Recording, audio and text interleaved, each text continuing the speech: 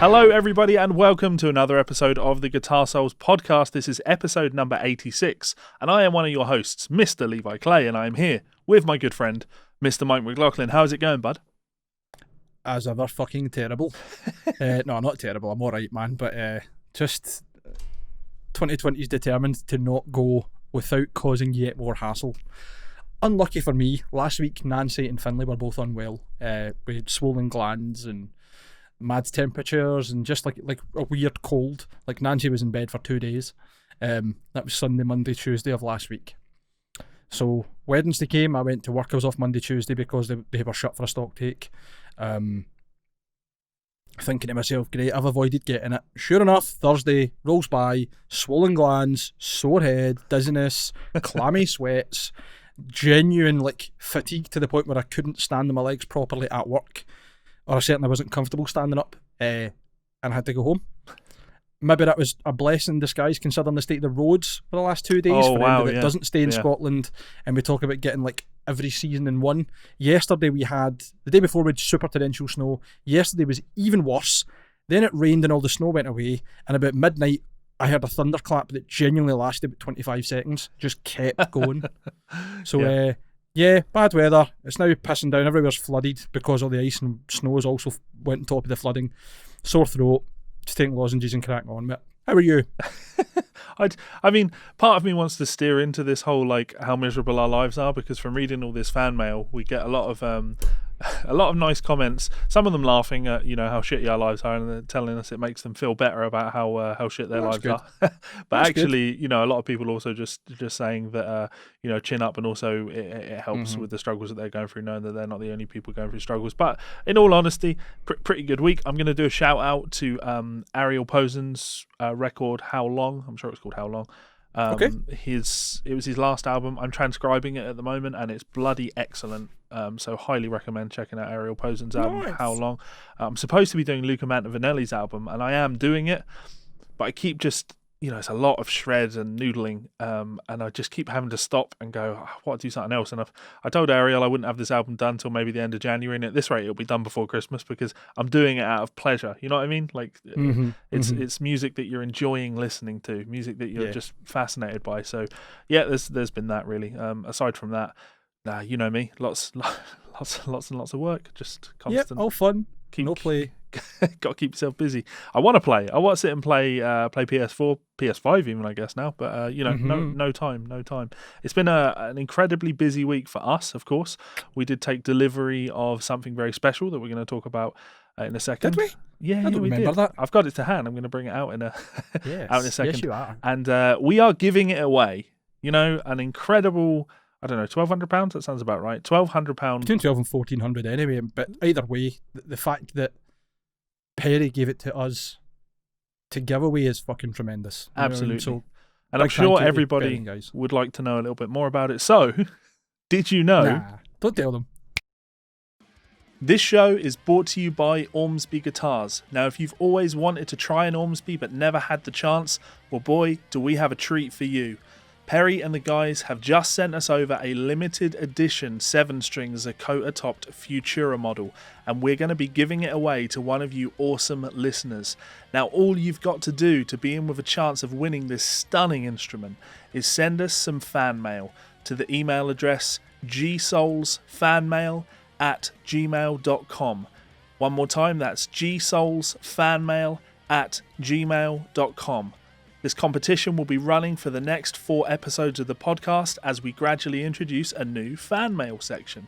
So send us anything you like. It could be a funny story, a picture, or even some erotic fan fiction. We can't wait to hear from you guys, and we want to say a massive thank you to Perry and the guys over at Ormsby. Please do go and check them out on Instagram right now. On with the show. And here it is, this absolutely stunning Futura. 7 strings, Zakota top. It's it's a really cool instrument, unbelievably cool. Extremely light. I was surprised at how light this was when it turned up, especially compared to the other guitar that we were sent. But more info on that coming soon. But yeah, beautiful instrument, and we would love for you to get your hands on this. We are willing to ship this anywhere in the world. We really don't care who wins this. We want you guys to be in with a chance of winning this. So get involved, send us some fan mail, to GsolesFanMail@gmail.com. Basic rules, 1 entry per person, and you'll need to follow us, of course, on social media platforms. So be that YouTube, Instagram, wherever you are active, please do get involved, tell your friends all about it, and Mike, anything you want to add? Just to clarify that the follow/like is for both the Guitar Souls and for Ormsby. Obviously, they were super kind enough to give us a guitar to put in someone else's hands. I mean, how many times do you hear of brands giving guitars away like that through somebody else? Yeah. And I think we've been pretty blessed, and I genuinely am very thankful. I know that sounds maybe a bit kiss-assy, but somebody else is going to end up with this guitar for free. Yeah. There might even be runners-up depending how busy it is. We've got a couple other things we could maybe do. We'll leave that to depend what the interaction's been. Yeah. But I would also like to say thanks very much to everybody who's entered. Levi told me there's been almost 70 plus. And we haven't even but today we officially launched, so it's crazy, isn't it? Yeah, and we had 70 brilliant. come in almost immediately, and they're coming in thick and fast now, which is awesome. And yeah, as we said, send us absolutely anything. The more effort that goes into it, the better, of course, because then we are going to be able to feature you on the podcast. But whatever it happens to be, we've got some great stories, some questions, some photos, and everything. So we're gonna check out some of our fan mail now. And yes. One more time, please do get your mail in to GsolesFanMail@gmail.com. So, Mike, take it away. So we've only got a small selection. I haven't read these yet. Levi has primary control of the email address, which means it's... You know how Levi likes to spring things on me? This isn't quite Levi springing things on me. It's more so viewers springing things on me. Yeah, the rest of the world. Or listeners, probably more accurately. Not a lot of people are on here looking to see you and I's beautiful faces. They're probably more just to hear us talk shit. However, right, I'm going to go through these very quickly. So, Tom Steele said, "Hey arseholes, I mean Guitar Souls. I'm like your biggest fan. Well, at least fairly large. Bigger than medium at least. Give me something cool." Tom, that's actually a really good email. I like that. Yeah. Darren Watson. I just want to throw additional on there. I wanted to mention Tom because Tom's a long-time supporter of the channel. Tom's been one of my patrons for a very long time. So we love you, Tom. And yeah, you are one of our biggest fans. And who knows, you might be in with a chance. Well, you're definitely in with a chance, but you might win something cool. Yes, that's all we can hope for. And a bit of interaction. And the good thing about this is it's just another avenue for us to interact with people. And that's truthfully the best part about this podcast for me. I think it's great fun to hear from people, whether it's bad stories or good stories or just general comments or other ideas for us to do. Like it's great. It's kind of fostering a wee community, which is nice. Yeah. Especially when Levi's talking about the fact that there's stuff on the Discord and stuff as well. Yeah. Shout out to Darren. Darren's a good friend of the show as well. He's also a friend of Levi. Helped him build his studio. Good. Geese the guitar, you sexy bastards. Darren, I love you, man, but come on, you can geese more than that. At least send me in a picture of you back in your emo phase when you had the big fringe. Well, as you can see on screen, there is a picture of Darren that he did send in that email. So thank you very much, Darren. And, I didn't pick random emails. These were the first couple that came in. So these guys were watching the show when it went live. And I thought I'd give shout-outs to long-time fans and friends. So that's cool. But, yeah, two, three slightly longer ones now from newer followers. So... Omega Pumpkin. Omega Pumpkin. That's a really, really good username as well. Hello, I found the podcast by just diving down the dark hole that is YouTube. Sorry, I'm going to just slow down a wee bit because I was mocking Levi before we started recording. Like, I've got a sore throat, but I'll read the stories because I can read better than you. And there's me tripping over my own words instantly. Dick. Sorry, I'll continue. It was something else knowing that some random guys who live in Scotland are doing this. I realised I was friends with Mike on Facebook before I even discovered the podcast. It's the only podcast I actually listen to. I know. As it's funny and because it's topical to what I like. Little did I know that my band would end up sharing a space with Mike and then mailing Levi about an issue that's similar to his had kind of been a relief as having a situation like that, and I didn't know anyone that's kind of been in the situation of cohabiting with an ex-partner. It meant a lot to even have Levi mail back, and I'm so thankful for that advice. Also, a big thanks to Mike for offering to let me try one of his Ormsbys when I'm able to get to the practice space. I offered you to play all of them, and I can bring Levi's with me as well, and I'm sure Kieran won't mind giving me his green hype, so you can get your hands on 6? A lot. 6 guitars? Aye. Maybe the future before it goes, depending on how we go on. Yeah. I'll finalise this. All I can say is thanks for keeping a steady show that gives me something to look forward to after a brutal weekend of work. You're more than welcome. I'm assuming this is Jamie. If it's not, I'm sorry. If it is, brilliant. I'm looking forward to letting you play the guitars, and thanks very much for the email. And even more so, thanks for the kind words, because we're just ordinary guys talking shit. We're lucky enough that people want to listen. We had anybody else couldn't do. I had a couple of people contact me and send screenshots of their Spotify Wrapped, which I don't know if you've been through and done your Spotify Wrapped thing. I don't have Spotify. Oh, okay. Oh, well, that does make sense. I did my Spotify Wrapped, and it told me that my favourite genre of music is country music, followed by gypsy jazz. So I checked mine from last year, though, and my favourite genre was gent last year, and all the bands that I was listening to were metal bands. So there's been a significant shift in the last year, which I found very interesting. Anyway, That's only been since the Brent Mason Telecaster got released, and you were like, fuck. Yeah, I've gone back to those videos, actually. Yeah, I've seen that. Well, we're on it. Anybody that's listening to this, go watch Levi's Brent Mason videos. Nobody on this planet is doing as much Brent Mason tabbing as this guy. Learning the solos, playing them for you, and having the tabs there.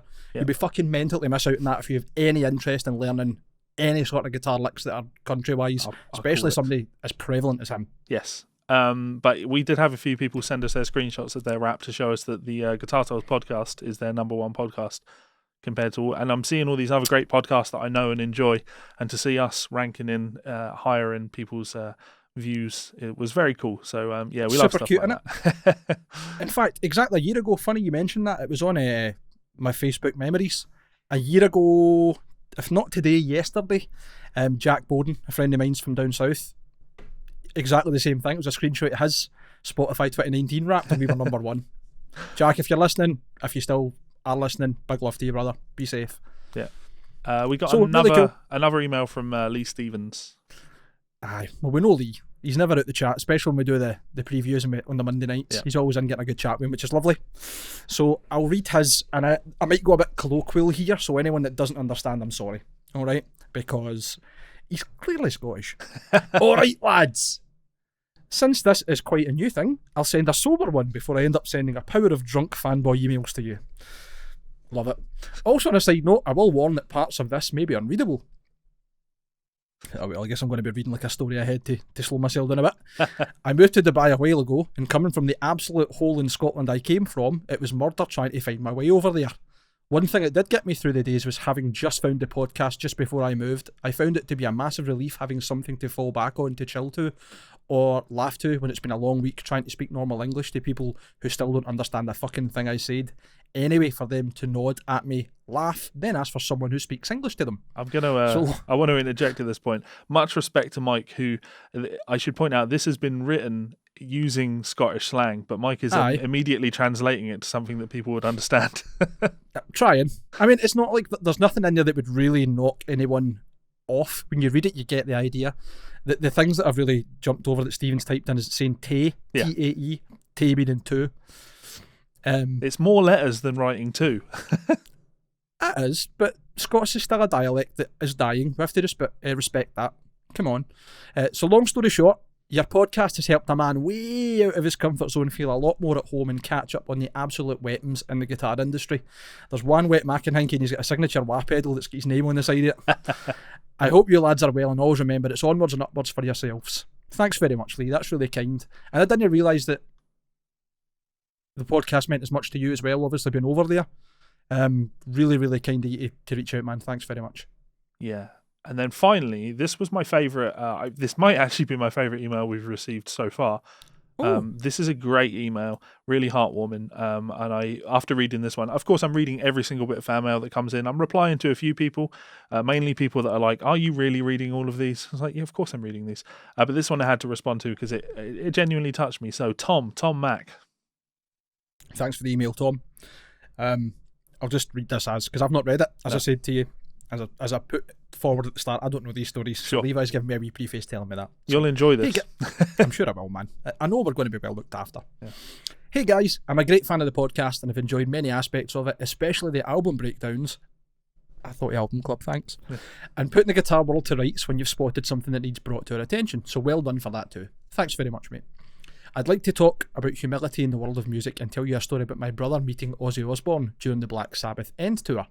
My brother has suffered from mental health problems since he was a teenager and has been a big fan of Ozzy since then. So in January 2017, when Sabbath came to Glasgow, our family decided that it was time. Our brother Peter got to meet his idol Ozzy, and so we clubbed together and got him a very expensive VIP package for the gig.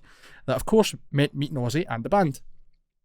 Peter was indeed duly introduced to Ozzy, and they immediately made some kind of weird connection as Ozzy invited Peter to his dressing room for a cup of tea and a chat, which totally took Peter by surprise. Right away, that's amazing, because I can just imagine it more so being like, do you want to drink a bottle of this moonshine and reel a big line of some random fucking powder? And it gets so much better. It's a glorious I don't mean that as in Peter's like that. I mean that as in obviously Ozzy. Yeah. So just in case Tom thinks I'm trying to make any sort of insinuation of his brother, we'll clarify that. Sorry. During the conversation, Ozzy asked Peter which Ozzy album was his favourite, and Peter answered that he liked Shot in the Dark the most, to which Ozzy replied he really liked that album too. Ozzy then asked Peter what part of Scotland he lived in, and Peter replied Edinburgh.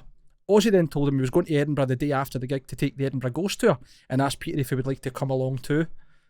Well, Peter nearly fell off his seat near the day. I fucking nearly fell off my seat there just reading this. Yeah. And Ozzy then asked for his phone number, and arrangements were made for them to meet in Edinburgh the next day, which they did, and Peter had the time of his life and thanked Ozzy for such a wonderful time. 1 year later, and completely out the blue, Ozzy phoned Peter from California on Christmas Eve to wish him a Merry Christmas. This meeting and call from Ozzy has had a great effect on Peter ever since then, and his mental health problems have improved greatly ever since. Our family think this is one of the dearest gifts of humility that someone as famous as Ozzy could give to someone, and we will forever be indebted to him for that, and hope it is worthy of a mention on your very entertaining and informative podcast. All the best, guys, and look forward to many more podcasts and guitar shenanigans in the future. Thomas. P.S. The meeting with Ozzy ended when Ozzy got out of his seat, accidentally tripped over a photographer's lamp on a tripod, pointed at Peter and said, "It was him, throw him out!" Peter replied that the tea was shit anyway, and Ozzy chuckled as he walked out the door. Please find attached photos of Peter meeting Ozzy and the band. That is a fucking tremendous story, and that is so cool. Yeah. I've only ever heard good things about Ozzy, to be fair. Never ever heard anything negative. So, brilliant. I mean, but that's like a first-hand interaction that is obviously evidence. That's amazing, man. And I'm glad to hear that your brother's doing well as well, Tom. Yeah. I'm really glad to hear that, and it's nice that, obviously the old saying is never meet your idols or never meet your heroes. This is one of those beautiful exemptions to that. Yeah. Thanks very much for emailing, man. Yeah. That was super cool to read. I found that really, really fascinating, actually. I think it paints Ozzy in an absolutely wonderful light. I'll throw a little correction in there. The album is The Ultimate Sin, not Shot in the Dark. But of course, the only song on that album that's worth remembering is Shot in the Dark. And the thing I really liked about that is Ozzy famously doesn't like that album. So for Peter to have said to him, I like Shot in the Dark, or I like The Ultimate Sin, and for Ozzy to engage with that was awesome, because if you go back to like the Live at Budokan DVD, Ozzy Live at Budokan, if you look at the discography section in that, The Ultimate Sin's not even included. There was a long period of Ozzy's career where he didn't even acknowledge that the album even existed. So really? Yeah. Is that the only album that Jakey Lee played on? That's the second album that Jakey Lee played on. He wrote that all while Ozzy was in the Betty Ford Clinic, and Ozzy came out and Jake was essentially like, I've got an album written for us. So I think his input was minimal, and also there was some, songwriting fights over the song Shot in the Dark. So maybe it was business reasons that he claims he never really liked that record. But yeah. Could well be. Yeah, excellent story. Great. Really enjoyed that email, and I knew as soon as I read that I was going to be reading that out on the podcast, or Mike was going to be reading it out on the podcast.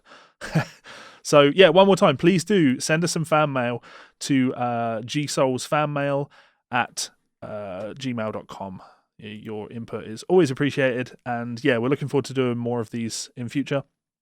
Already got a ton more things. I didn't know how many we wanted to read out in this. There were so many. I was just scrolling through them today. I was like, man, I don't want to miss this one, and I don't want to miss this one, but I had to. So we will come back to all of these. All of the great ones will absolutely get read.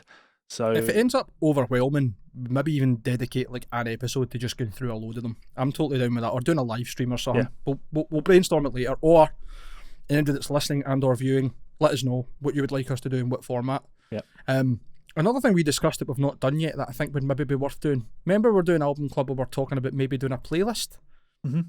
Is it worth us having? I mean, I know I don't use Spotify, but I can obviously get it, or even just piggyback off of Nancy's account and just set up a wee playlist of stuff that we've been listening to and really enjoying recently, and share it out and see if people want to enjoy it. In theory, we do have a YouTube playlist of Guitar Souls music, of things that we've been listening to, but it doesn't get updated all that often. But I'm happy to start up a Spotify playlist that we can add tracks to. That's easy enough. So yeah. Yeah, and if people are interested in engaging with that, I think that'd be good. Yeah. A tune that I've been listening to constantly at the moment, just when you mentioned about Ariel Posen's album, I've discovered Vola, Vola. Yep, excellent band. Yeah, they supported Monuments. Monuments. To stuff, I have, yeah. They supported Monuments, and I was blown away by how good they were live. So much so I came home and was listening to them on repeat. The Alien Shivers was the single that they released at the time, and it's just a banging tune. So yeah, it's great. Isn't it? That intro riff over the wee synth bit's great. They've got another song out at the moment that I have. The first listen I was like, I don't really like this, and I kept re-listening. You know that sometimes you get a song that you just want to listen to it again to make sure you got it right. That was how I felt about Vola, seeing them live. I was like, nah, this isn't really for me. And then by the end of the set, I was completely one round because I'd bought, it caught. I got it. Sorry, carry on. No, it's all right. I was listening to the tune the first time and I was like, I don't know how I feel about this, man. I don't think I'm into this. It's a bit weird. And then as the song went on, I was like, no, actually, I think in the context of their music, that's really cool. Sure. I've enjoyed that. Am I going to go back and listen to it, make sure that I actually like it? And I swear to God, I've been rinsing this new song, head mounted sideways, for about the last week and a half. And I mean, at least 10 times a day, which is mental. I don't like to do that because I know it's very easy to get to the point where you just scunner yourself with songs. Yeah. Scunner meaning get sick of, for anybody that doesn't speak Scottish slang. I'm going to be the interpreter for now on, I think. But Vola, head mounted sideways, it's fucking tremendous. Good. Go and stream Even it. the weird bit at the start. I would say go and buy it, but I'm going to say go and stream it because then I can use that as a segue. Because did you know that just 4 metal bands dominated nearly 50% of the metal streaming chart? Shut up. I mean, I know that's the headline for one of the stories we're talking, but that is crazy. Yeah.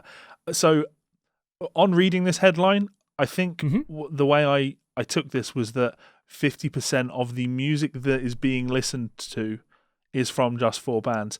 I don't feel that that's really it. What they've done is they've compiled a list of, hopefully you've not read who the bands are, they've compiled a list of the top 100 streamed albums on Apple Music, and almost 50% of them are from just 4 bands. So that's wild. Yeah. That is wild. Have you spoiled it for yourself? Can you see who the artists are? I did. I could have probably guessed all 4 of them anyway. Sure. If I'm honest. Yeah. At least 3 of them. Yeah, I think we're both going to agree on the 4th one being a little, okay, that's not what I expected. Yeah. Well, I'll read the 4 out and then you can tell me the one that you thought was unexpected. Yes. Yeah? So, I'll read the story very quickly. This was on Metal Sucks, December 4th, so yesterday. I'm not going to bother reading the story, but we'll talk about Streaming Destroys, a newsletter that features tracking of YouTube views and Apple Music streams, pure album sales, ticket sales, blah, blah, blah. And they try and compare it metric-wise to see who's the most popular. Yep. So, compiled by metal journalist and manager Ryan J. Downey, Stream and Destroy, which arrives a couple of times a week, has quickly become... Oh, sorry, that's just them talking about something that's really busy. Sorry. So, they were looking at the Apple Music Top 100 Metal Albums chart for the week ending December 3rd. So, this is really obviously up to date. Yeah. Just 4 bands dominate 43% of the top 100, and it's the usual suspects. So, spoiler alert, you're going to get all 4 of them here. Yeah. You've got Metallica, who have 17 albums, so obviously they're going to be right up there. Slipknot with 8. Five Finger Death Punch with 13.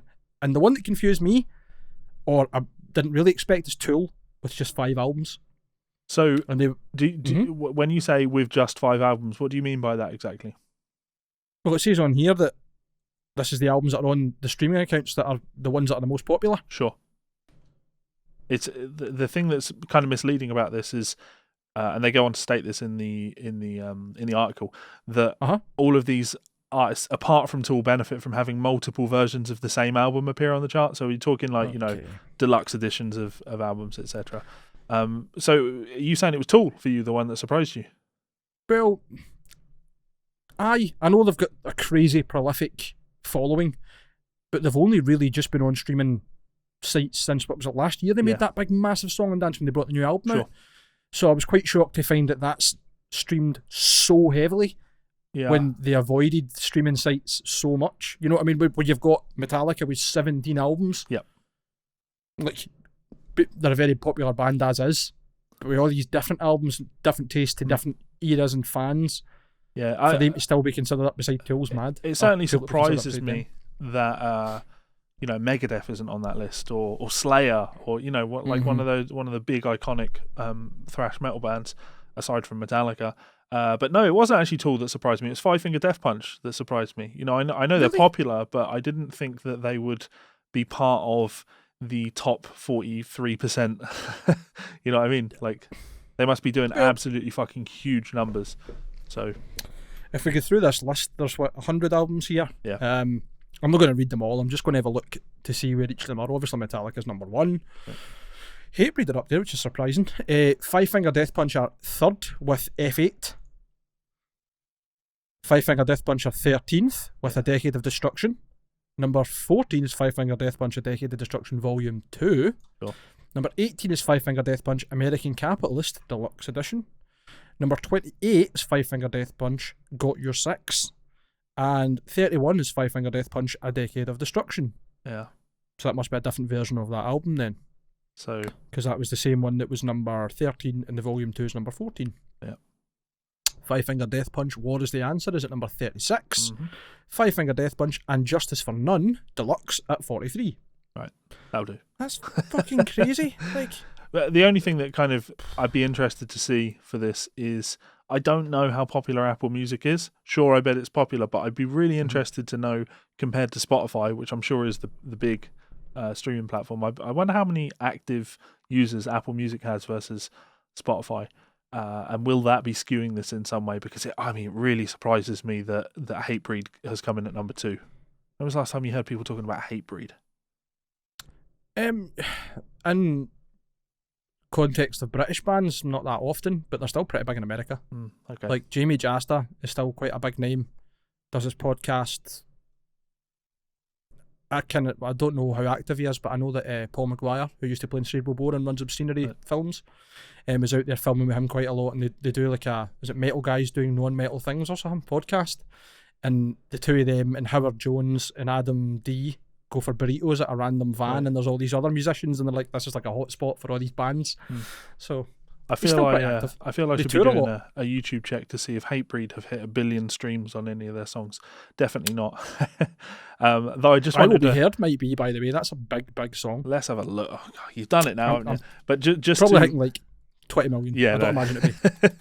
Well, in the live chat last week, somebody made the guess of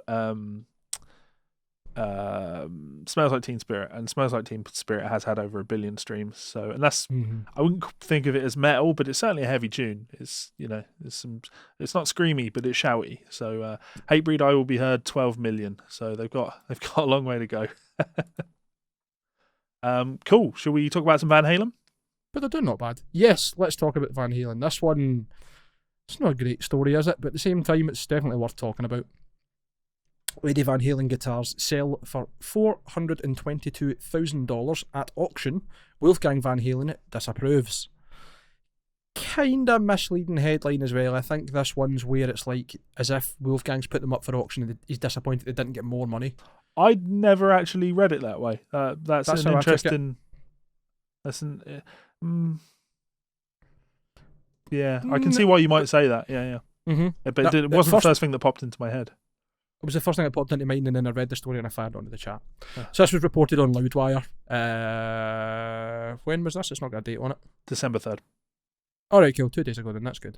So 3 Eddie Van Halen guitars were just sold at auction for $422,050, but the event has been criticised by Wolfgang Van Halen, who claims the guitars belong in a museum rather than strangers' homes. I agree with that. I mean, it was only just when Eddie had just passed away that you and I had the conversation, and I quite strongly said, people, how can he get to make money on him now that he's passed away is fucking tasteless. And I don't know if I consider this any different.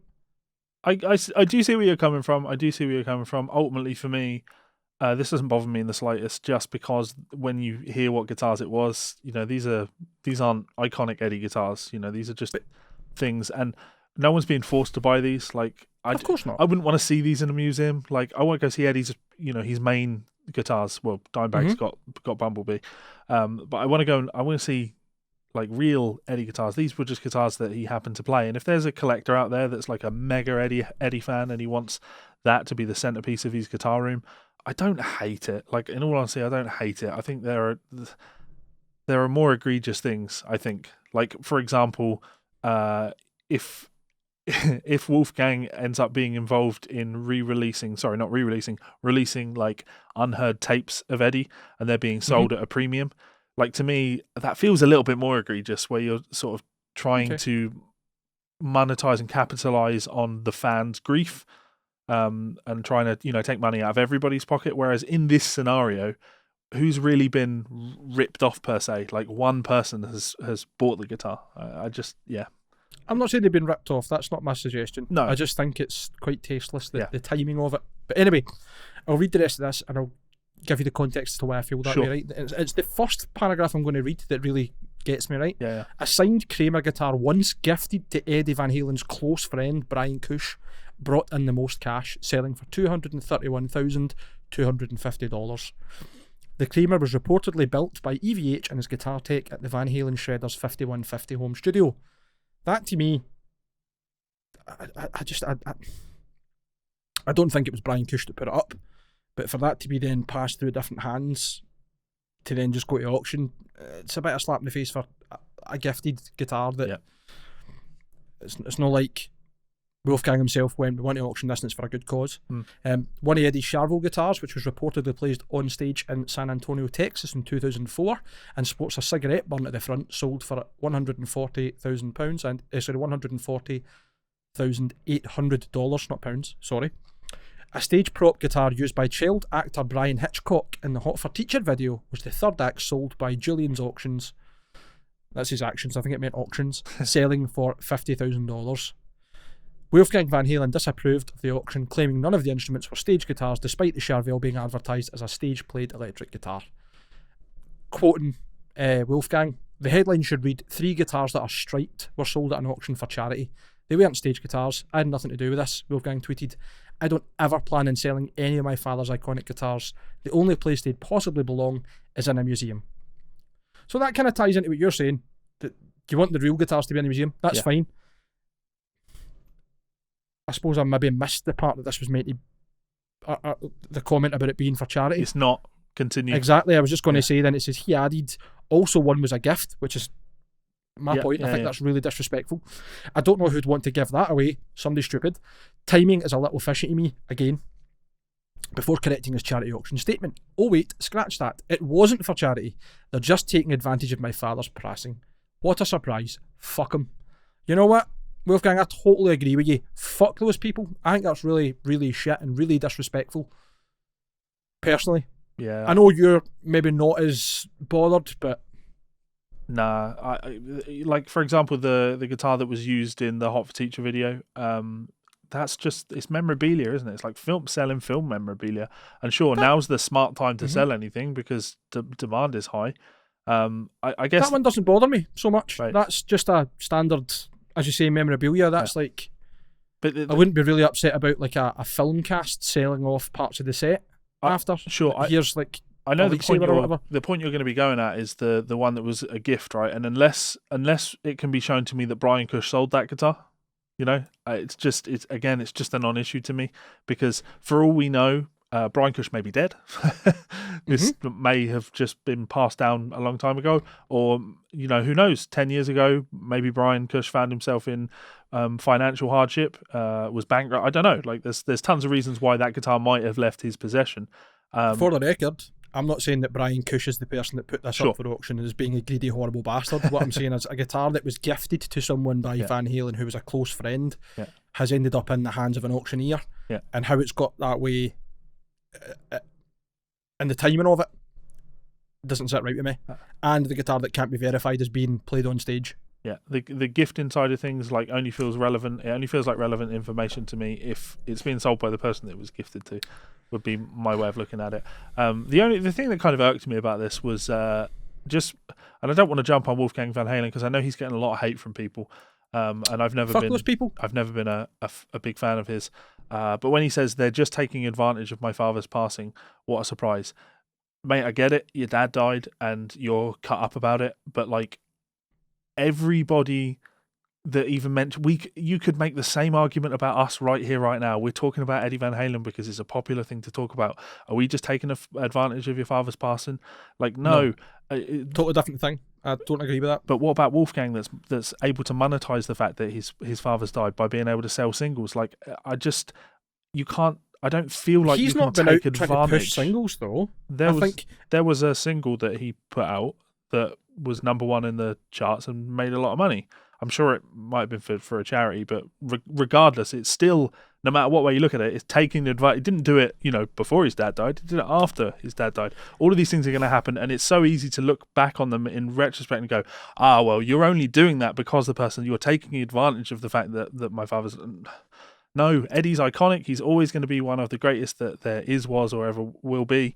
And yeah, I don't know why Wolfgang's annoyed by this. Like, he owns the holy grail of Eddie guitars, and that will never change. They'll always be his. Like, correct. Yeah. And I think that's what irks him, the fact that there's people out there that are claiming these guitars are something to do with him, and they're being sold for personal gain. Yeah. That's, and you know what? Even if Wolfgang decided he was selling the guitars and keeping the money, he's the rightful heir. Yeah. He was in the fucking band. Yeah, but he's not the rightful heir of these guitars that haven't been in Eddie's possession for, I don't know, 20 I'm not years talking about these ones. Yeah. What I'm saying is the ones that you're saying and that he agrees will only ever be in a fucking museum. If he decides, fuck it, I'm actually just going to sell them all and buy a fucking mansion or a boat, he can do that. That's totally up to him. I'd take no issue with that either. What I mean? Yeah. Well, I don't think that changes the validity of his point, though, in my mind. I think he's more than justified in being unhappy at the fact that people are coming out the woodwork with these instruments with, I'd say, spurious stories being auctioned for personal gain. I'd be very surprised if that guitar wasn't played on stage, because the only reason that people like it's very specific. Played in San Antonio, Texas in 2004. Like, there must be a photo of it. But there could very easily have been a guitar that Van Halen played on stage, Texas 2004, and somebody went, I'm going to make that as a replica, and then that's getting passed off. I'm not saying that is the case. Sure. Again, I'm just being no, of course, cynical, because human beings are terrible, is the gist there. But what do you guys listening to the show think? Are you on Team Mike with this, or are you on Team Levi? Be with Team Mike, or you're all getting your cunts kicked in. the forever reason. I like it. All right, let's go on to something else that's going to make you raging as well. Let's talk about Steve Lukather again. I wanted to talk about this last week. I can't say his name. Yeah. Actually, no, I can't have wanted to talk about this last week because it was posted 6 days ago. But as soon as the show went up, like, this was like, that'd be a great thing for us to talk about. This happens every week. Something happens just after we film, and it's like, fucking hell, let's put that in, because it's always something that'd be really good to talk about at that point. Yeah. And it doesn't matter when we film. It could be Saturday morning, it could be Sunday evening. It's as soon as we finish filming and everything's uploaded or ready to go, something happens. Yeah. Anyway, yes. You want me to read this? Please do. I'm really looking forward to people's input on this one. Toto's Lukather says tabs don't make sense, compares notation and tabs to playing real guitar and playing Guitar Hero. Luke also says it's bullshit to think theory robs you of soul. Okay, right, I mean, I definitely agree with the second statement. During a conversation with Ultimate Guitar's Justin Beckner, Toto guitarist Steve Lukather, notice I'm saying his name right this time, talked about tabs, music theory and more. Steve's a book coming out called The Gospel According to Luke. Go and look for it if you want. So he was asked, you're not a tab user, are you? Lukather replied, no, tab doesn't even make sense to me. So we'll just be really careful about how that headline says tabs don't make sense, and how we actually said it was tabs don't make sense to me. Sure, yeah. Right? Why would you learn that if you can learn how to read music? I look at tablature and reading music the same way you look at playing real guitar and playing Guitar Hero. If you're taking all that time to learn the game, why don't you go on to learn how to play the guitar at the end of it? It's the same thing to me. Like, why would you do that? But hey, a lot of people live by it, even in Nashville, with the number charts. Sure, it's easy to change keys, but it's a drag when you have altered chords. Just write the chord name above it. It's like, to me, the quote isn't all that offensive. You know what I mean? No, it's not.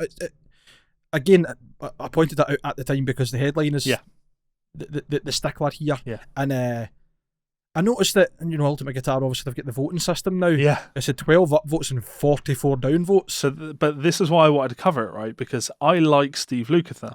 I like Steve Lukather for a lot of reasons, but the main reason is, and we talked about this with the last story we did of his, he does not give a fuck, right? He is doing this interview with Ultimate Guitar, the biggest provider of tabs on the internet. He's doing this interview to an audience of people that will be reading it because they use the website to read tabs, and he just doesn't care. He comes out and he has his opinions. Steve would make an excellent third chair on this podcast. You know what I mean? Because he just says what he thinks. He just does not give a fuck if he believes it, he says it. And there's totally merit to, I think, like, there's absolutely merit to what, he makes some reasonably valid points there. I think the headline's probably the problem. Yeah. Well, every music guitar news website has run with this story and then linked back to the original because, of course, like that's how this works. The thing I enjoy most about this is, let's be really realistic about this. There's you aren't a reader, fair?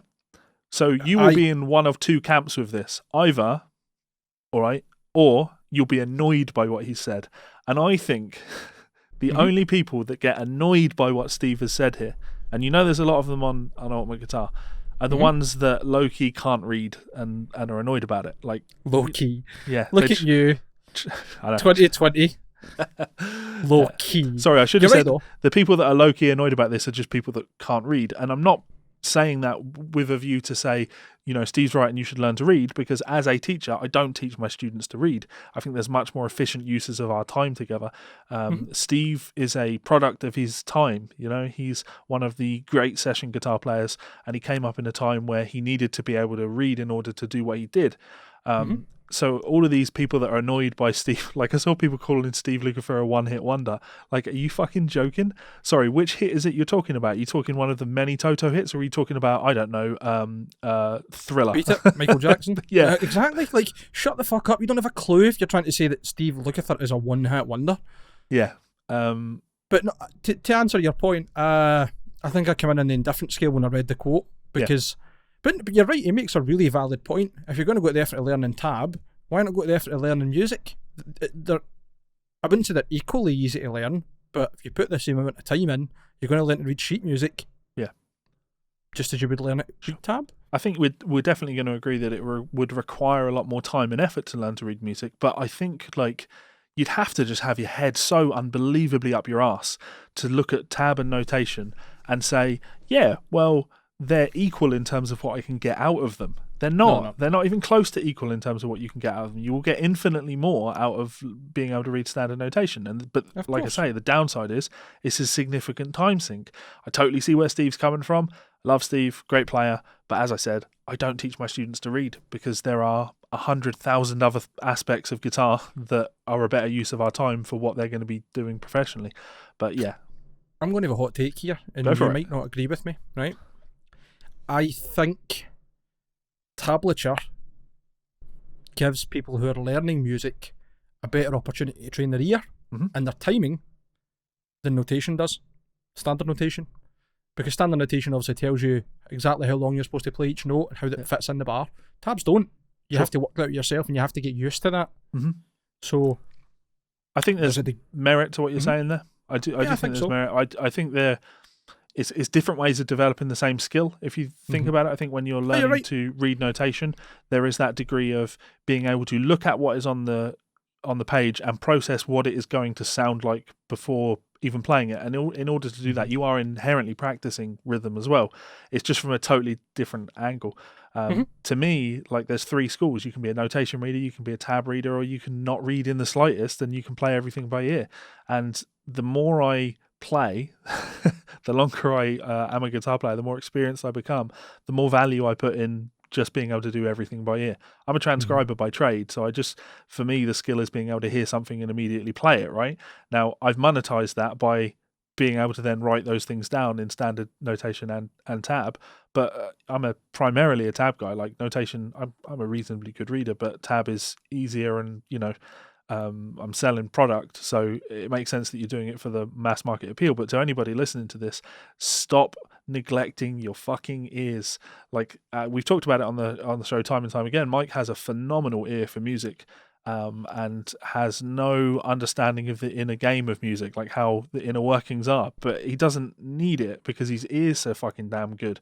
And there's no doubt in my mind that he will outplay, outcompose, outperform, like however you want to put it. He's got an intrinsic understanding to a degree much higher than people that are coming out of music schools. He might not be able to vocalize it all that well, but you know, he could sit down with somebody that doesn't speak the same language as him and be able to play music very quickly and efficiently because he has a damn good ear. So stop neglecting that fucking ear. Get to work, people. Go and listen to something. Work out how to play it. He's a big fucking sook, that boy, isn't he? Thank you for the kind words, mate. Don't try and make my head any bigger. Do you want me to read the rest of these quotes? Do you want me to be completely honest with you? I've not even read the article. That's fair enough, man. I could read the rest of it. It's just like 10 paragraphs, and I think that's basically the end of it. It's not long. The question to Steve was, I've heard this at times as a guitar instructor, that learning music theory makes you stale and takes the soul out of a song. Do you have any thoughts on that? Actually, this is going to be quite interesting because you and I have spoke about it many times. Like, no, theory doesn't make you, unless you turn theory into the only way for you to express. There's plenty of guys out there that could run rings around me on paper and still could outplay me as well. There's people out there that don't know any theory and can outplay you. There's guys out there that know all the theory and can't play. Yeah. They don't go hand in hand. But as you say, the description, the language is where the difference comes. So Steve goes on to say, bullshit. If anything, it's really helped my playing, especially back in the day when I had to come up with parts on the spot. They just give you a chord symbol and count off the tune, and you're supposed to come up with something brilliant on the spot. Just knowing your common tones, your relative majors and minors, the simple dumb shit you learn right away. I don't care if you're a shredder or a classical player, it's important to know the language. And I totally agree with that point. You hear people playing things over the top of stuff, and I'm very easily, it's a bugbear of mine, people playing things out of key. No, because I'm like, that's terrible, I don't want them doing that. It's just, it doesn't sit right with my brain. I can hear it and it goes, those are dissonant, shouldn't be together. That I want to throw in on that. I find that really interesting that you say that because, like, I know you don't have the understanding that Steve's talking about, but I think that's where Steve maybe misses the point, because you can have that understanding that he's talking about there without being able to vocalize it, and that's what I keep coming back to. This like very strong ear. You can have a good theoretical ear, as in somebody could play 3 chords to you, not tell you what they are, and you instinctively play something very beautiful over them. I think that's still, I don't know if understanding is the right word, but there's a skill that has been developed, and even if you're not as maybe in control, you can't vocalize that skill. If you can do it, you can fucking do it. The thing that I know bugs Steve is the people that take that attitude of, oh no, I don't want to learn anything. I don't want to push myself in any way, shape or form. That's the thing that I know me and Steve would agree on. People that just sit there and have excuses as to why they don't need to get better. Yeah, I think the opposite end of the scale of that as well is the people who think that learning all the theory is the only way to unlock being a good player. I think maybe this is wrong, right? But people obviously idolise Guthrie Govan for being a ridiculous player and having a ridiculous ear as well. But he's obviously super clued up in theory too. Yeah, being probably one of the best musicians on earth. It's certainly at least that we know of that's in the public light and puts himself out there. And he's always good at quoting other people and just being daft or whatever. But I probably would think that had Guthrie not clued himself up in all the theory stuff, he would still be a tremendous player. Because that's like a second language to him. Yeah. The expression comes from inside. He's not like, fuck, I better play that jazz lick over this bit. Yeah. He just plays what he wants, and sometimes things come out, and you can even see it in himself when he's playing things. He looks surprised, and he's like, I know where I'm taking this. Yeah. Like, it's cool. It's really nice to watch. It's natural. So a reactive player, somebody that is listening when they're playing, and they are listening and hearing ideas and reacting to the things they're hearing by either playing those things or avoiding those things, or you know what I mean, versus just, oh, here comes that chord and the correct pool of notes for me to play over that would be this. I hate it. I fucking hate it. It's easy done, and I find myself falling into that trap sometimes because when I was younger, I went from learning things that I thought sounded cool and trying to express to like, oh, I'd love to be able to shred as fast as that. And then before you know it, you're doing fucking 3 note per string scales all the time. And you eventually go, why am I doing this? Because all I'm doing is playing notes upwards or downwards, and there's no variation. There's nothing exciting in that. There's no patterns. There's nothing to grab onto. There's nothing that's actually moving. It's just 16ths of me going like boring shite. Yeah. Anyway, sorry. That was me kind of going off the deep end there. I'll continue this quote. If you're planning a trip to France, it might be a smart idea to learn French, to learn the language of where you're going. It's easier to just be able to read something than to spend hours having somebody show you how to play it. I could give you 1,000 reasons why knowing harmony in theory has helped the writing process, the options, the improvisation.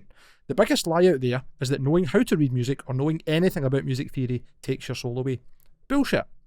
On the other hand, would I give, God bless his soul, my brother, Edward Van Halen guitar lessons?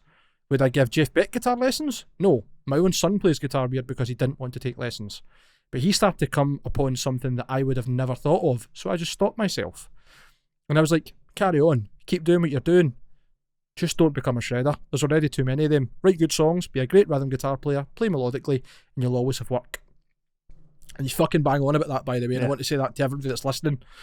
Being able to play fucking 12 notes per second and show off it's brilliant, don't get me wrong, it's quite fun and it can have its right contexts, but I think the day of being a guitar virtuoso has not died out, but it's certainly not what it used to be. While you were reading that, I had this image pop into my, like a counter argument, not a counter argument with Steve, but something like a satirical point that can be made, right? These guys that argue learning theory and knowing shit takes away all your feel. What they're really, and I talked about it before, it's about laziness. Like, I don't want to better myself, so I need to have a reason as to why I shouldn't better myself. Why is it that it's never those guys that make a living composing music for emotional films? You know what I mean? Like, when you look at great film composers, and these are people that specifically, they have honed their craft to make sure that everything they compose has some sort of emotional relevance, can tie into the images that you're seeing. People that write films don't go, right, there's my film written, now I better go and find some music that just happens to line up with it. No, they send the film off to film composers, edits of the film, and you're composing to moving image. And they compose, like, film music's incredible because it heightens what you're seeing on screen. How could you don't get that by fucking trial and error? And you certainly, and I don't mean to bag on him because I'm a big fan, but B.B. King was never getting a call going, well, could you possibly score the music to this film because you've got such incredible feel? Like, no. Well, we're going to phone Hans Zimmer, but he was a bit busy. Exactly, you're bang on. Maybe I could make a counter argument myself though to the idea of like reinforcing what Steve's saying. Maybe it's not a counter argument then. But I remember you and I obviously go way back when it comes to guitar, Total Guitar magazine. Years and years ago I read, and I think it was just after they joined Guns N' Roses, it was Ron Thal was doing like a masterclass thing in it, same as Paul Gilbert did, the Shred School or whatever it was called.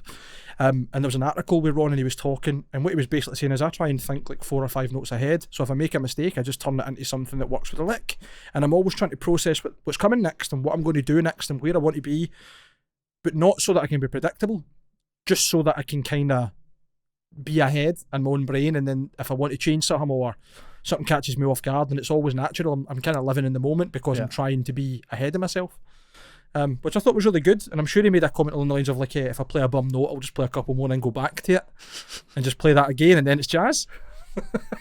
Yeah, so you say that, right? He may have said that, but the guy that I certainly remember being quoted for saying that in Total Guitar, and then in turn got a right fucking ripping for it, was AC Slade, who was playing with he wasn't playing with the Murder Dolls, but he played with Joey in their side project. I can't remember what they're right. But was that Wednesday 13? Yeah. Sorry, not playing with Joe Dawson. Playing with Wednesday. You know what? I'm basically the same guy, right? Appeals to 13-year-old emo girls in 2002. Aye, pretty much. Fucking terrible. Yeah. Maybe I've misread that or misremembered it, sorry. I'm sure he made a comment along the lines of something like that. I actually do. No, you are absolutely right. Ron said something like that and was talking about jazz, whereas AC's comment was, if you do that, then you're playing a mode. I remember that was the quote, yeah. Yes, that's how they work, mate. Well done. Anyway, do you want me to finish this quote? I don't think there's really much left to it. If there's anything in there that you think is cool. So the last point I was reading was just he was talking to his son and telling him, don't become a shredder. There's too many of them. Write good songs, be a great rhythmic player, play melodically, and you'll always have work. So he listened to me, fortunately, and now it's working. But saying that music theory takes the soul out of a song is just a lazy man's way of saying they don't have the time to put in. It's people who want to go from A to Z and the rest of it doesn't matter. Things like playing in time and learning how to tune your instrument properly. Very true. Again, all about training your ear. Yeah. For both of them, really. Timing especially. Which I think is often overlooked. Learning music theory only helps you communicate with other musicians, and it opens up so many more options in your brain, more than just playing in a box. Yeah. I thought it was the best thing I ever had done. I even learned stuff in my harmony and theory classes in high school that I used to take so I could study music rather than learning regular school shit.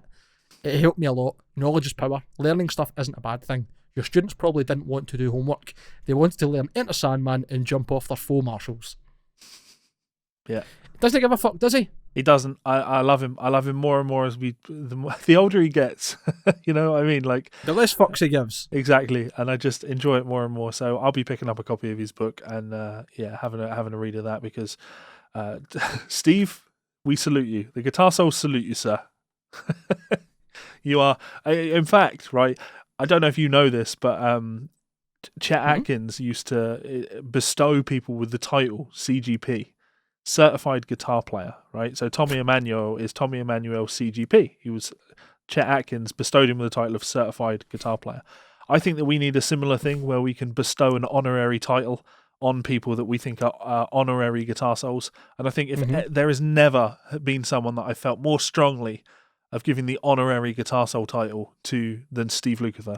So I don't even care if Mike disagrees with me on this, but Steve, you are now officially one of the Guitar Souls honorary guitar souls. You're an honorary. Whether you want to be or not, soul. fucking deal with it. Yeah, it's like an STI, right? You've caught it. You're stuck with it now. In fact, that what it needs to be, we need to come up with a name for it. The acronym is STI. So it'll be Steve Lukather STI, because you're one of the lads, mate. We thoroughly enjoy it. Keep it coming. Right, should we we've got two more stories to talk about. Should we do the Felix Martin guitars?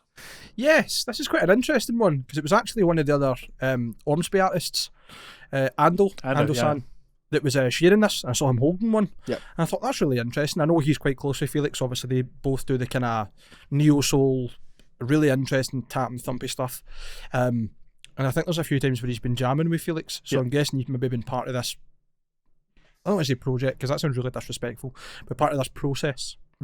And Felix Martin has launched FM guitars with 12, 14 and 16 string double fretboard models designed for tapping. Bit like a Chapman stick but with 2 fretboards. That was one of the comments I saw on Ando's post where someone was like, oh cool, so he's just reinvented the Chapman stick, right? It's not quite a Chapman stick, but it's you can see why someone might come to that conclusion. People are always going to say that. I mean, we could turn around and say that any guitar is just a reinvention of the Telecaster or the Strat. Fair, yeah. So, come on, it's cool. This guy obviously does something individually and he's trying to take it out in a bit of a punt. Yeah. It's not like he's going, I'm just launching my own guitars and they are boring Strat copies. That's a very fucking fair point. What do you think about these before I go on a rant? I've never been much of a tapper. I'm not very good at it. Sure. I don't listen to Felix's music, but I certainly don't have any problems with people trying to innovate on the market. Sure. I think it makes perfect sense for musicians who are trying to further themselves or do something interesting. Yep. Like, I'm not a big 7-string fan, but I've been playing 7-string quite a lot. I hear you just got one. Aye, I did. I was quite lucky that way. I mean, I'm primary custodian, not quite the owner, Fair. But we've got a timeshare on it. You know what I mean? Anyway, but I totally... I don't see why this would be offensive. I don't see why someone who has such an interesting instrument wouldn't want to try and bring that to the mass market, because he's obviously popular as well. And I think if the same criticism was put forward towards I know we shit on them all the time and it's low-hanging fruit, and I don't mean this as in like the only example, but Tolson, Yeah, I knew you were going to say guitars. that. Yeah. But let's be honest, right? You went with 3 or 4 different companies who R&D'd it. Ibanez done one, blah, blah, blah, right? You saw all these models that could have been out there anyway, and he goes, well, I'm going to launch them, but it's exactly the same. What's the point? Like, other than financial control? Yeah. You don't get a lot of double neck guitars that are designed for tapping with 12, 14 or 16 strings set up the way that this person who does it, his own style that he's developed, does it. That's how I feel about it. Sure. I don't have a problem with it. I don't think I would buy one, but that's just because it's not the style of music that I like to play. But fucking more the power to you, Felix, and I hope everything works out for you, mate. Yeah, I totally get where you're coming from, and I wouldn't rip into Felix for this in the slightest. I'm a little bit tired of, here's another guitar player with his own brand of guitars, in the same way that I was with Tosin, in the same way that I was with Ola, not because they shouldn't do it, but because, and we talked about it time and time again, like, I don't know why I want to say Ibanez, but, you buy an Ibanez because Ibanez have got a long history of building guitars. They know how to build guitars, and they know what works and what doesn't work, right? They engineer guitars for a living. They could tell you about neck joints and things like that, master luthiers. And just because you play guitar really well, it doesn't mean that you know the first thing about the design of a guitar. But of course, you've got the associated brand of your name. I wish people would be a little bit more switched on when it comes to purchasing things, because maybe so many people wouldn't have been screwed over by a Bassi. But actually, no, I don't want to say screwed over. I want to say TTM, actually. You should look at that and go, this person, Lance Benedict, has no track record for building guitars. It doesn't matter if he plays them or how passionate he is about it. There's no track record of building guitars. So why are you giving this person money until you know that what they're doing is decent? So I'm not saying don't give Felix your money. I'm saying this whole, like, you know what? I'm glad he's doing it this way. He's not outed where they're being made yet. I saw a comment about Vietnam, but there's no real certain place because that's not been shared. But it seems that it's the cheaper import model style, manufactured offshore, and that's the way to do this. So I'm glad he's doing that rather than going this long route of, we're going to have a USA custom shop and we're going to build everything here and it's going to be absolutely incredible. He's going about it the right way.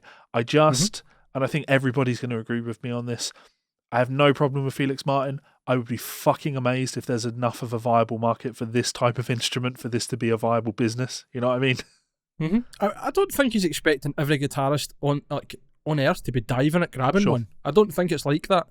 I'd read the article really quickly while you were talking there, and credit where credit's due, man. He's pretty humble about what he's trying to do. Maybe he's got big hopes for it to be something different. I don't know, but I'll give it a quick read through. There's also something in there that I want to talk about just quickly once we get to it. Dual fretboard wizard, this is reported in Guitar World. Dual fretboard wizard and Guitar World favourite Felix Martin has launched his own guitar company, FM Guitars, which specialises in 12, 14 and 16 string models designed for tapping. Each guitar has one wide neck with 2 fretboards, with the strings divided up as 6 and 6, 7 and 7 and 8 and 8. Martin says the guitars are designed, why don't I just call him Felix? Martin's his surname, it's quite confusing. Felix says the guitars are designed with tapping ergonomics in mind, but they can also be used for traditional guitar techniques. I don't imagine you could play that top fretboard very comfortably with your left hand, but that's by the by. You can still play the bottom one and use the top in an open chord or something like Vi did with his weird 3-neck. Anyway, playing 2 guitars simultaneously opens up many more possibilities on the guitar, he explains, such as being able to play new chords, stacked chords, which is closed voicings, chord melody, percussion techniques, dual melodic ideas, new shred techniques, etc. The guitars can also be in stereo to have different effects on each fretboard. That's pretty cool. Well, a wet dry rig based on one guitar and one amp. Or it would be split with 2 amp, wouldn't it? 3 models will be available at first: the flagship FM, Strat-inspired FMS, and the Tele-esque FMT, while basses will also be developed for the range, as well as a custom guitar capo called Cordonero. Artists including Yas Nomura, Ando San, Headras, and naturally Felix Martin are already playing the instruments. I like it's just Headras. They've not put Ramos. just Headras. I don't know the guy, so it's Headras Ramos. He's a good player. Ramos. Good player. I've no doubt he will be. And new models are being built for Jose Macario, Sarah Longfield, and Ichika. Is that how you say that? Yeah. Ichika, amongst others. So there's quite a list. All I was going to say is, I'm surprised Ando's got one, because obviously he's as far as I know, he's with Ormsby. Maybe that's changed, but I did see him posting on Facebook about it. This will be very much one of those things where, like, I as far as I'm aware, Felix isn't no longer with Kiesel either. I would be surprised if Perry had any issue with this, because ultimately it's not like Ando's not going to be playing this exclusively, and Perry isn't providing him with something which does this. You know what I mean? I don't mean that as in like there's going to be a conflict. Yeah. It's just because it mentions him as an artist, right? And I assume, or the wording of it in my mind was he is a Felix Martin and FM Guitars artist, like an endorsee, but I don't think that's the case. Anyway, doesn't really matter. Felix was quoted as saying, "I've been working on launching this guitar brand since 2013, but I didn't have the resources. Previously played custom instruments from Kiesel Guitars before branching out his own. It finally came true in 2020 with the support of 15 guitar owners prior to the announcement. That's how I finally started this brand. Prices start at $1,200 for a 12-string guitar, and specs including scale length and hardware can be customised. Head over to FM Guitars for more info." So I definitely wish him the best of luck. I think it's going to be something interesting. I don't think there's really anybody else on the market that's offering the same thing, unless you want to go for a Chapman stick. But again, they might do the same thing, but they are not the same. Yep, that's totally fair. You know what I mean? It's like you couldn't say that a Clio and a Corsa are the same car. Yeah. They both get you places. They both are cars, but that doesn't mean they're the same thing. You know what I mean? They are very similar. The vast difference between them is the Chapman stick has a lot more range. These are... Well, depending on how these are tuned. I guess you could tune these in any way you want, but even if you had a 12-string one, I think the scale length would be off to have that low string as low as you'd want it, and having the high string as high as you'd need it to have 12 strings that were all tuned far apart from each other. I must say though, $1,200, that price worries me. It does worry me. Why? That's cheap for what this is. You know what I mean? That's really cheap for what this is. Just like that's considerably cheaper than an import Ormsby, right? And this is functionally two guitars in one. So corners are being cut here somewhere. I don't know if I would put it that corners are being cut, but I think you're right. These are not being sold as be-all and end-all super top spec. Yeah. So I don't think you're going to get the ultimate guitar out of them.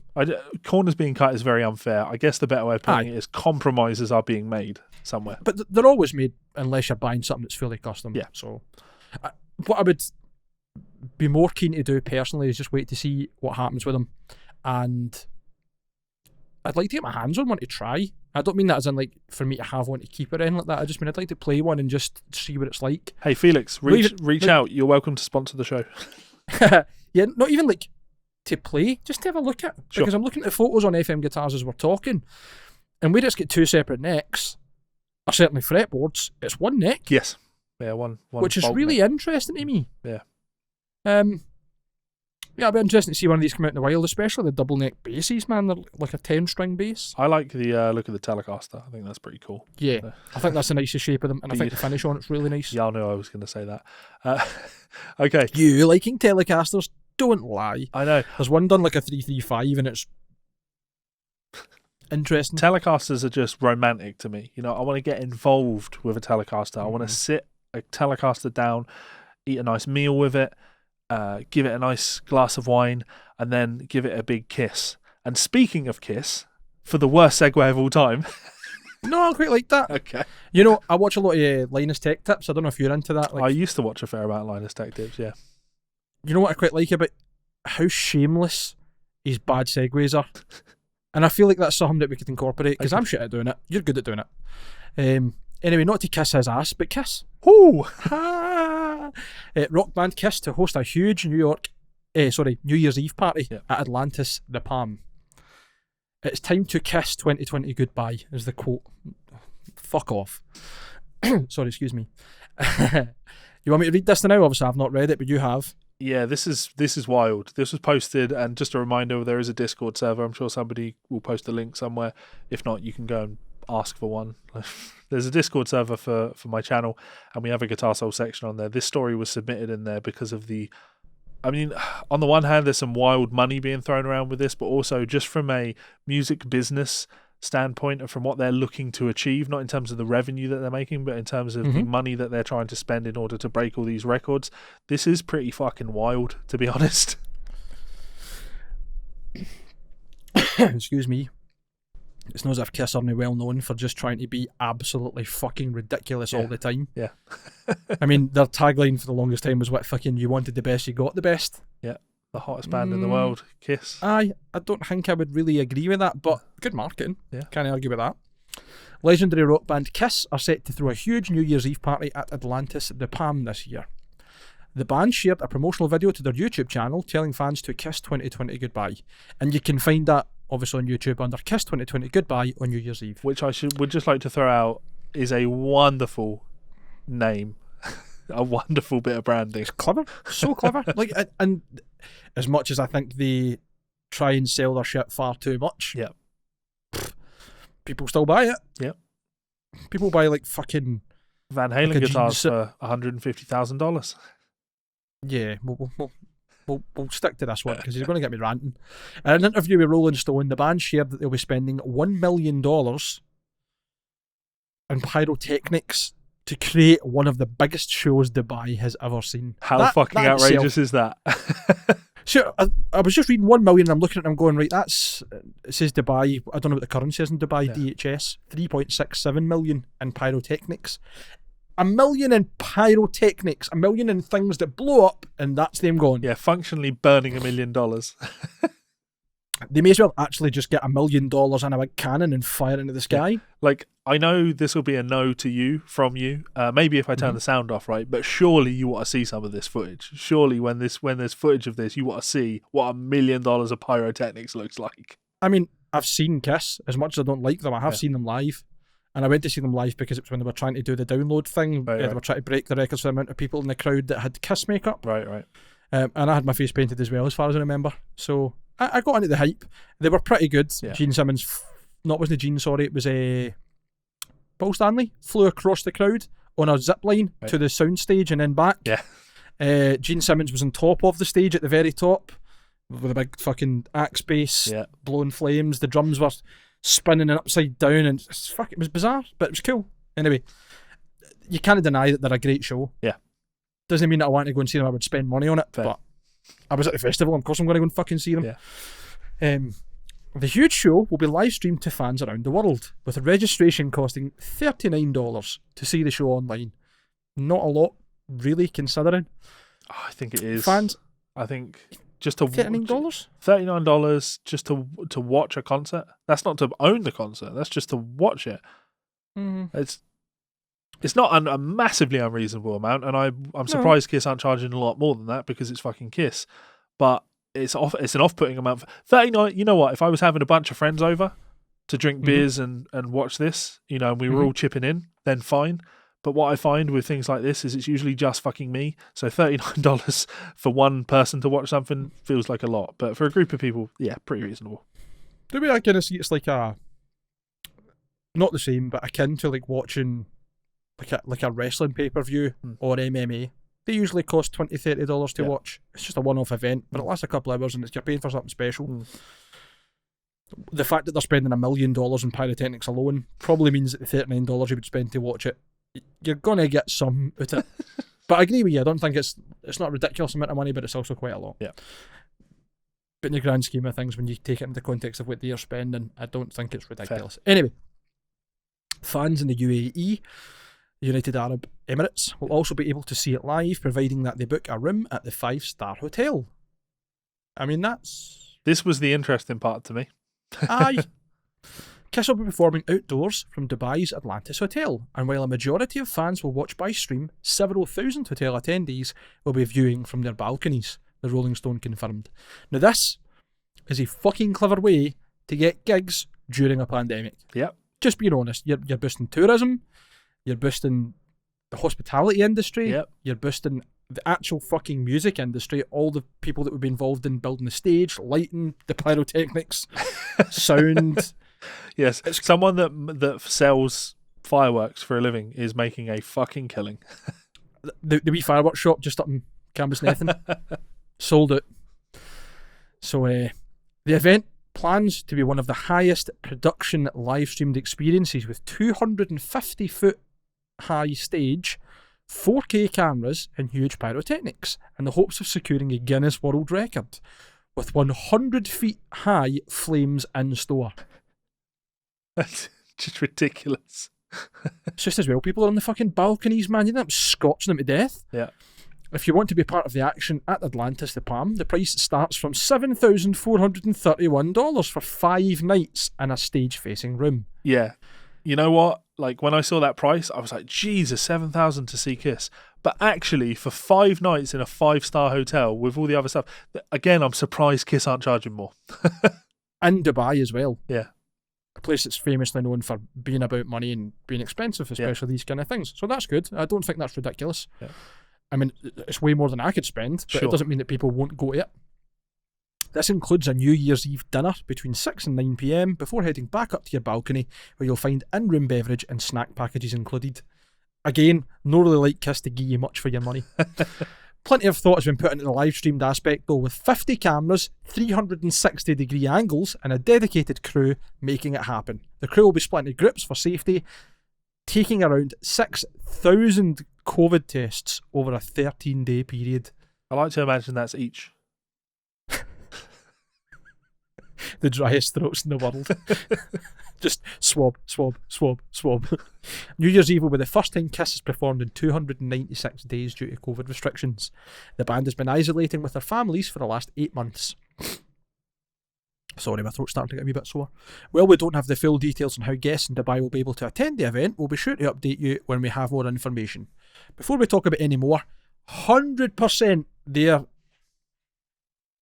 offsetting the cost, as in they're making sure it's reasonable for people to go, because that's absolutely going to be a DVD. Oh, yeah. No, absolutely. And I mean the kind of one where you can go in and isolate each of the tracks and have like a camera that just focuses on one person. Yeah. Or maybe even what Megadeth done with the Dystopia video, which is a 3D VR music video. Yeah. Remember you showed me it with your headset? Yeah. Can you imagine this full Kiss gig where you can just stand about?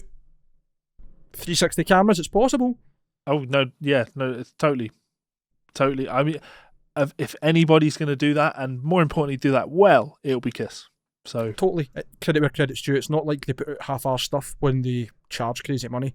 They do perform and supply the best content they can. Yeah, so I thought that was worth talking about because Totally. It's a combination of a wild amount of money, but also something that I have to look at and go, I quite like what they're doing here. I for their super fans, and they, of course, the Kiss Army are notoriously rabid for the band. Mm-hmm. This is going to be once in a lifetime opportunity. If you can see this live, if you get if you've got $7,500 to blow for a hotel room for 5 days, this is going to be a holiday you'll never forget. So, yeah.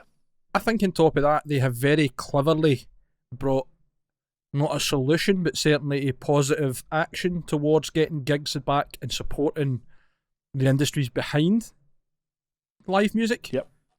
And obviously, like, tourism's been affected. If you're paying for 5 days, or 5 nights, in this stage-facing room in this 5-star hotel, the chances are you can afford to do your isolation after it as well. Yep. So, it's kind of buffing everybody's pockets. Yeah. Kiss are actually the good guys in this story. I know. I don't know how I feel about that. Yeah. I just wanted to check, just to shit on to shit on whoever it was that we were AC/DC. There we go. The name did occur to me eventually. Who just put out a new album that I hear isn't very popular. Kiss haven't released an album since 2012, so you don't need to. Yeah, exactly. Like this is the way to do it. And of course, I'm doing a search for Kiss songs on YouTube to see if any of them have come close to 1 billion views. I Was Made for Loving You is probably going to be the biggest. No, maybe God of Thunder. I think it is their biggest. I Was Made for God Loving Gave You. Rock and Roll to You, maybe instead. But still, 145 million. I know. This is a difficult one though because the I Was Made for Loving You video has only been on YouTube for a year, so it's really hard to have a fair kind of statistic for things like this. But yeah, I would say so. Yeah, still, definitely a big band, and if you can catch them live, do. I own the Kiss Symphony DVD, and I think it's pretty good. So even as not being much of a Kiss fan, like you can't deny that watching them or even hearing their songs, the big songs, first thing you go is fuck it, like I know that song. Yep. Cold Gin, fucking. They're the rock equivalent of Love the Gun. Beatles. Aye, but They got a probably bunch a of lot songs better that at, they have that you just don't realise you know. yeah, but they're way better at marketing, whereas the Beatles are way better at actual songwriting. And I don't mean that as in like Kiss aren't good songwriters, Fair. but they're not in the same level No, totally. as the Beatles. The Beatles revolutionised music for at least the Western world and pop and rock. And I don't say that lightly because I don't like the Beatles. So consider that a very unbiased opinion. Yeah, absolutely. Surprisingly. So there we go. Kiss. Objective. That's what I was looking for. Objective. It's an objective opinion. This is a wild story, and we hope that you have enjoyed hearing about it. We have one more thing to tell you, though. Did you know? This show has been brought to you by our friends over at Ormsby Guitars. We want to thank Perry and the guys for their ongoing support and remind you all to head on over to their Instagram page and their website to check out more information on the upcoming pre-orders of the RC1 and the Goliath Run 14 models. Stunning guitars for an incredible price. If that's not an option for you right now, well, we're still giving away our limited edition Zakota-topped 7-string Futura model. All you need to do to be in with a chance of winning this incredible instrument is send us some fan mail. Send us some fan mail to GsolesFanMail@gmail.com. One more time, that's GsolesFanMail@gmail.com. This is an incredible opportunity, guys, and we will post this guitar to one of our fans anywhere in the world. And of course, there will be some other wonderful prizes that we'll be giving away to some runners-up. Good luck, and we'll see you for another episode soon. Laters. So here it is, one more time, this absolutely stunning, and Mike has corrected me now, Zeracote, not Zakota. Zeracote. I don't know anything about fucking woods, mate, absolutely nothing. What I can tell you, and I didn't show this in the video, is that it has a baked maple, roasted maple neck, which is just absolutely stunning. Neck feels fantastic on this, comfortable as fuck, great shape, great dimensions, fast, not sticky, perfectly weighted. You know what really surprised me when I got my hands on that one to get a wee shot at it? That neck joint. Show it again with the bolt on happens. Turn it round.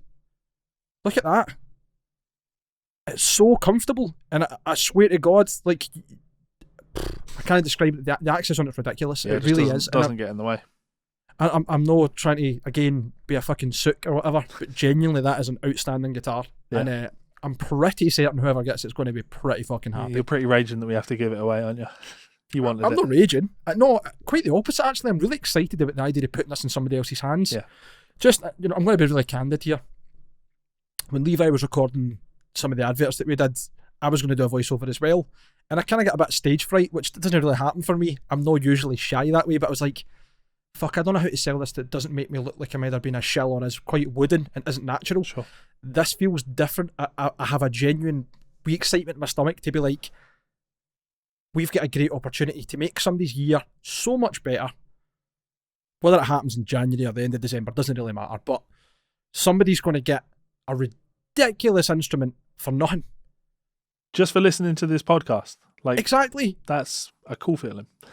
It's really, it's the fact that we can facilitate that. It's not like we're just sharing something that the Ormsby team have said, we're going to give this guitar away and this is our competition. This is obviously, and again, no sitting up any arses. It's a beautiful thing that's happened for the fact that we've got this professional relationship with Ormsby. Yeah. And I would actually say very much down to the generosity and ingenuity is maybe a strong word. Constant business mind of Perry. Because obviously he was, I think he preempted you a bit, didn't he? He believed the contest, yeah. It was all him, yeah. So. I missed a phone call at like fucking 2 a.m. Obviously Perry was phoning, and I tried to find out what had happened. There's a small group chat, and it's me, Perry, and Levi, and I was like, "What the fuck happened?" And then it was just like, we were just talking about how consciousness is infinite, and how when you die you'll become something else. And I was like, "What? Like has Perry been taking acid or something?" It just turns out he was taking the piss out of me, and as happens quite often, to be fair. Yeah. The first message that I left, that I knew you'd wake up to, you'd see that we had a call, but I left a message just saying, Perry, I cannot believe that everything you've just told me. Like, that is unbelievable that this stuff is all true, and it's going to be impossible for me to keep this to myself. Just knowing that would kill Mike inside. So, Yeah. Oh, because I am a nosy bastard. I am a curtain twitcher by nature. You have to be like It me, happens. ready to take a phone call at 2:00 in the morning at any given time. That's it. You need to have no sleep pattern. Yeah. So if you want to be in with a chance of winning this absolutely stunning Ormsby, as we did say in that little ad roll, please do send us some fan mail to GsolesFanMail@gmail.com. That's GSOLES, GsolesFanMail@gmail.com. We'll be looking forward to reading some more of your fan mail next week. 100%. To be honest, we won't be reading anything new next week. We'll be going through some of the stuff that we've already been sent.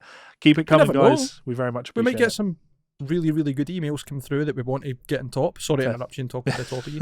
And I just want to reiterate again, I'm not sure if it's in your ad roll or not when you put the stuff up. We are opening this up round the world. Yes. As long as you've followed the rules, you haven't spammed the email address and been a wank about it, because we will check as much as we can and certainly do as much analysis as we can. And you have liked and followed ourselves at Ormsby on social media platforms. Can be Facebook, can be Instagram, can be both, can be Twitter, whatever. We'd be more than happy to ship it out. Perry was incredibly kind and generous to send us this guitar to put in somebody else's hands. Yeah. And I think it'd be quite disrespectful for us to go, well, we're really only going to do most of central UK, and we're not going to do the Highlands and certainly nowhere else. Like that. It can go anywhere. Yeah. But that if does it mean costs that us a bomb to send, then it just costs us a bomb to send. Like, so what? if Lee Stevens wins it, it's going to his Scottish address. It's not going to Dubai. I'm telling you, Lee, I'm only kidding. So that excites me again. The fact that something might really exciting for somebody, something that might make someone's year, might actually change someone's year, comes out of this. So absolutely. Great. So and thanks once again to everybody. Thank you very much for Perry. Thank you very much to all of you guys for listening to the show. We wouldn't be here. We couldn't do this without your love and support. So thank you very much. Please do go and check out, obviously, Ormsby Guitars, but also our Teespring store, link in the description. Pick up a t-shirt. Great way to support the channel. Great way to support the show. It's always very much appreciated. And Mike, any closing messages for the guys and gals? Yeah, of course.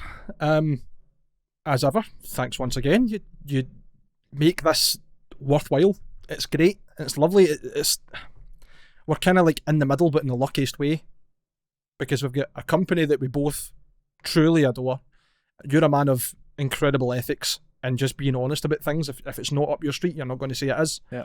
And if just having that level of standard, and then having all these people that want to tell us their honest opinions about what we're doing, and people telling us maybe they're not honest, maybe they're just trying to be nice because, well, there's something in it for them. But so far, we've not really had anybody that's gave us shit, except when you've put up total bait YouTube titles and it's been the Mad Americans going, vaccines are terrible and you're going to get 5G poisoning and whatever else. Again, I'm not saying that's all Americans. That was just an example. But I think we're in a really, really good position. And as daft as it sounds, the idea of being able to put a guitar into somebody else's hands is actually kind of making my year better as well. Everybody's had such a shit year, it'd be nice to make somebody feel good. Yeah. Wouldn't it? A random act of kindness. So, Mike, until next time. Send us a fucking email. For once, we're going to agree at the end of a show.